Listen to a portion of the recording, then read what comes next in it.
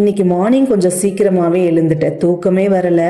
4 o'clock வந்து எழுந்து முடிச்சுட்டே இருந்தேன். அதுக்கப்புறம் கொஞ்சம் சீக்கிரமாக வேலையை முடிச்சிடலாம் அப்படின்னு சொல்லிட்டு மார்னிங்கே போயிட்டு சிக்கன் வாங்கிட்டு வர சொல்லிட்டேன். சரி முடிச்சு வச்சிட்டோம் அப்படின்னா இன்றைக்கி டே ஃபுல்லாக கொஞ்சம் ரெஸ்ட்டு கிடைக்கும்.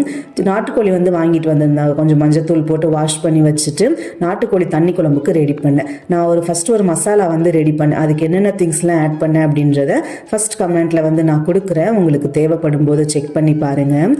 மசாலா ரெடி பண்ணுறதுக்கும் சரி, குழம்பு ரெடி பண்ணுறதுக்கும் சரி, நான் வந்து கடலெண்ணெய் தான் யூஸ் பண்ணியிருந்தேன். இந்த குழம்புக்குன்னு மட்டும் இல்லை, மோஸ்ட்லி நான் வந்து கடலெண்ணெய் மட்டும்தான் யூஸ் பண்ணுவேன். அது இல்லை அப்படின்னா நல்லெண்ணெய் யூஸ் பண்ணுவேன். ஸோ அது யூஸ் பண்ணிங்க அப்படின்னா டேஸ்ட்டும் நல்லா இருக்கும்.